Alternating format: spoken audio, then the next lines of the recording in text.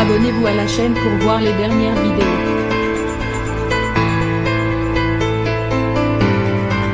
C'est un nouveau drame qui touche la culture française. Après le décès de Jean-Paul Belmondo, laissant le monde cinéma français dans le deuil, c'est au tour d'une icône du théâtre de disparaître. En effet, Philippe Adrien est décédé à l'âge de 81 ans, ce mercredi 15 septembre. C'est le Théâtre de la Tempête, dont il avait été le directeur, qui a annoncé la terrible nouvelle. L'équipe du Théâtre de la Tempête a appris avec tristesse le décès de Philippe Adrien, 19 décembre 1939 – 15 septembre 2021. Metteur en scène qui fut accueilli à partir de 1985 en résidence permanente au Théâtre de la Tempête, avant de se voir confier la direction de ce lieu emblématique de la cartoucherie entre 1996 et 2016 pouces. Écrit l'institution dans un communiqué diffusé par l'AFP. Philippe Adrien était célèbre dans le milieu théâtral.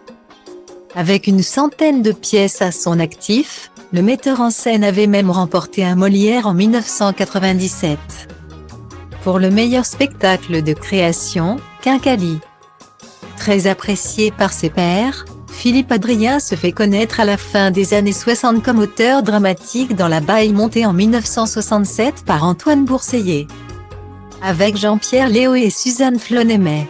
Très proche de la culture africaine, il aimait mettre en avant le travail d'auteurs africains. Il tentera d'ailleurs d'aborder la question de la colonisation dans Mélédouman mais aussi le projet Conrad, adaptation de la nouvelle Un avant-poste du progrès, en 2014, Boesman et Léna de l'auteur sud-africain Athol Fugard. Le metteur en scène appréciait aussi de travailler avec des acteurs handicapés, mettant ainsi en avant un talent qui parfois peut être caché. Talentueux et soucieux de partager son savoir, Philippe Adrien fut aussi professeur au Conservatoire national supérieur d'art dramatique entre 1989 et 2003.